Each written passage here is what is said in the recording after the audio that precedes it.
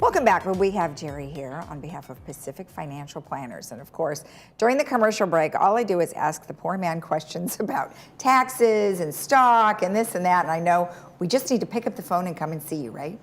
Anytime. My door's always open and there's no obligation. You've got some great information. We appreciate you coming in every month to talk about it. And now, of course, we're getting to the end of the year, and you would like to remind us that now is the best time to plan year-end taxes. Yeah, there is so many things that are important for people to do with their portfolios because it's not what you make, it's what you keep that counts. And a lot of people just think about which stock or which mutual fund or should I buy a T-bill or something like that. But what about saving money on taxes? That could boost your returns that some people take advantage of and other people just for some reason don't understand the importance of. Right. And when I was looking through the notes, the thing that was a little bit scary is, of course, now you look at it on paper and you see a $31 trillion deficit. And you said that there could be some potential like higher taxes, or tell me what your concern is. Well, I call it the coming tax storm because we now have $31 trillion in debt. So there's one way is to grow your way out of it, but everyone's talking about a recession. A recession isn't growth, it's regression of economic output. So that's not good. And the other way is to raise taxes. There was the Tax and Job Act, sometimes called the Trump tax plan, that was set up in 2018, and that was a 7-year deal. So in 2025, and this is the end of 2022, we've got 3 years left.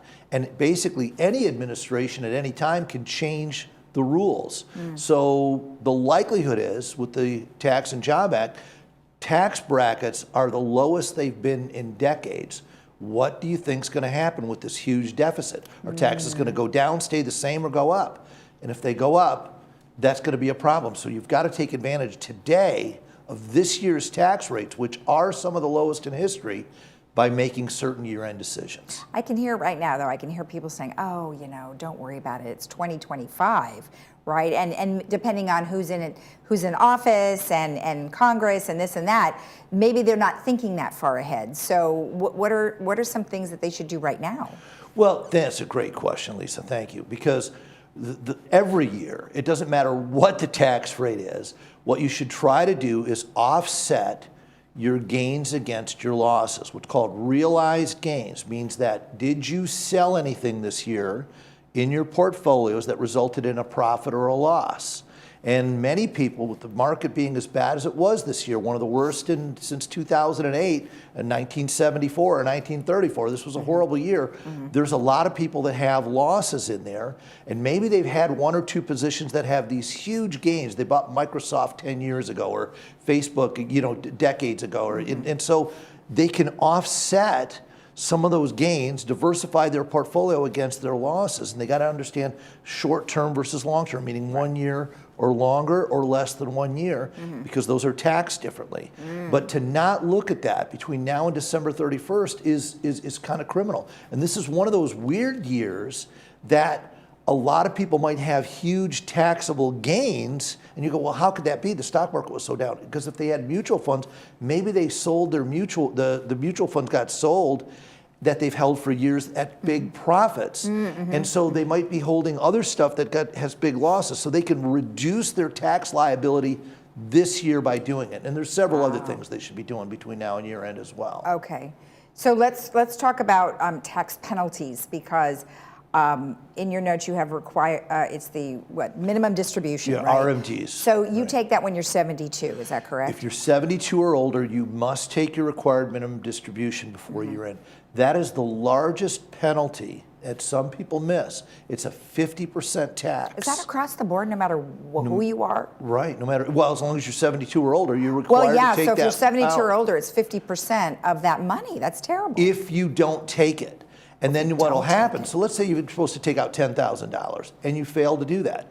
Next year, you'll probably have to take out $20,000 and you'll be paying taxes, so maybe you're in a 20% tax bracket, plus the 50%, you'll lose 70 cents on the dollar. So instead of getting $10,000 and maybe paying $2,000 in taxes, you're going to pay $7,000 in taxes. Wow. And only get to keep $3,000. Why would you not take the distribution? people just fail to do it. They don't realize it. I run into people all the time that they just, they think their advisor is supposed to tell them. Now we tell them from Pacific Financial Planner. We send out letters encouraging them and calling them up at the end of the year. Hey, get this money out. But not all. It's not the responsibility of the advisor. It's their responsibility. But there's one trick, Lisa, that I really encourage people who are at that age 72 and above to do. A lot of people are charitably inclined. They give money to their church, synagogue, they give money to the university or some charity that's very well deserving. What I tell people is that instead of writing a check to the charity or to your church every single week, take part of your required minimum distribution and direct it towards the charity. And then you don't get the taxable income. You meet your requirement to reduce that liability. So you're giving them pre-tax dollars, which is a discount to you, and the church or synagogue or charity gets the full value. I see. Once you're 72, you can give up to $100,000 away in qualified charitable deductions. So anything less than that, maybe you write only $500 to charity. Right. Use your RMD to make your charitable deductions. It's a great way because then you don't have that as taxable income either. It's a really good plan. That is a really good idea. That's excellent. So now let's talk about the ages between 60 and 70, which would pretty much cover the majority of our group.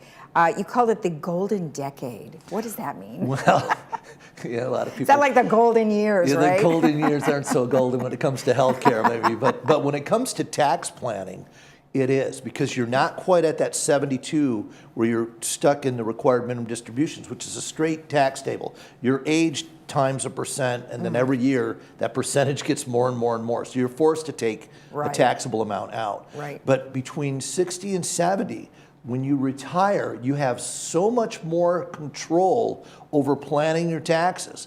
And it's kind of, where do you draw money first? Do you go for Social Security? Or should you maybe start drawing against your 401k, 403b, your IRAs, and reduce that so you're paying less taxes once you hit the RMD age? So tax planning in that golden age between 60 and 70, and I would even suggest 55 to 72, is so important. But you've got to sit down with somebody like a financial planner.